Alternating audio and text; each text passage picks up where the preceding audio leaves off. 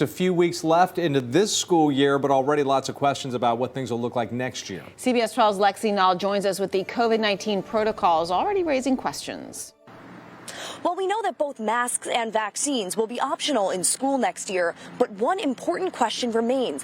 What happens if there's a COVID-19 outbreak in a class? Well, that possibility is raising important questions about the students who would be affected. Though most Palm Beach County students still have access to a district laptop, virtual school is not an option as part of the regular curriculum next year. But a COVID outbreak could mean a week or two of quarantine at home for some students. Hopefully that we won't have to worry about that, but that definitely could be an issue. Noelle Connors says she wants to get her son Zach vaccinated, but since he's only 11, he's still too young. And that means he might have to stay home from school for an extended period if he gets COVID-19 or is exposed to someone who tests positive. The thought of having to go back to that, and it's a lot. It was a lot for me. I know it was a lot for other parents and families out there as well, because obviously if they're home, then we have to stay home from our jobs. So that definitely was a challenging time. But as long as COVID's a threat, especially among kids too young to be vaccinated, long stretches of time out of the classroom are a real possibility.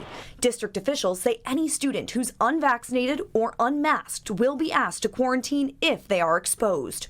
So parents and school board members want to know how and if those kids will be able to continue their lessons. I see that as a very pressing question that needs to be answered yesterday. School officials have made it clear there will be no simultaneous teaching or remote learning next year. But board member Barbara McQuinn worries that students could be sidelined from important lessons if there's no virtual contingency plan. If we're quarantined, and who knows what, but let's say 10 days, I certainly don't want them to not have the access to regular instruction.